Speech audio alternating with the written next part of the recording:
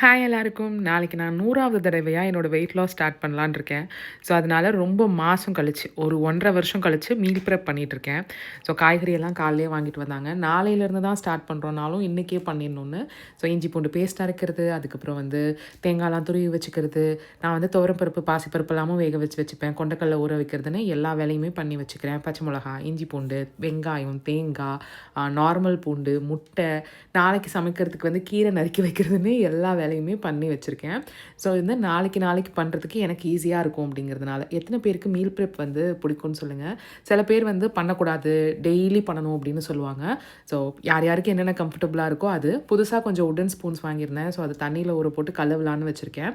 Daily என்னோட ரொட்டீனை வந்து share பண்ணட்டுமா அப்படிங்கிறத கமெண்ட்டில் சொல்லுங்கள். நான் ரீசெண்டாக சென்னை போயிருந்தேன். ஸோ சென்னை போயிருக்கையில் கார்த்திகா சேனல் கார்த்திகேயர் குட்டிமாவை பார்த்துருந்தோம். ஸோ அப்போ அவங்க வீட்டுக்கு போயிருக்கையில் ஏதாவது எடுத்துக்கோங்கடா, ஏதாவது நீங்கள் வாங்கியே ஆகணும், எடுத்துகிட்டு போகணுன்னு அவ்வளோ ஆசையாக, அவ்வளோ லவ்வோடு எனக்கு நிறையா நான் இப்போ இந்த மாதிரி வெயிட் லாஸ் பண்ண போகிறேன் அப்படின்னப்போ இதெல்லாம் வீடியோ காட்டுறதுக்கு நல்லாயிருக்கும் அப்படின்னு பார்த்து பார்த்து எடுத்து கொடுத்தாங்க. ஸோ அதெல்லாம் உங்களோட ஷேர் பண்ணிக்கலாம் அப்படின்னு தோணுச்சு. இதெல்லாம் நான் கண்டிப்பாக வந்து ஃப்யூச்சரில் வீடியோ போட்டேன்னா கண்டிப்பாக ஷேர் பண்ணுறேன். ஸோ இது பிடிச்சிருக்கான்னு சொல்லுங்கள்.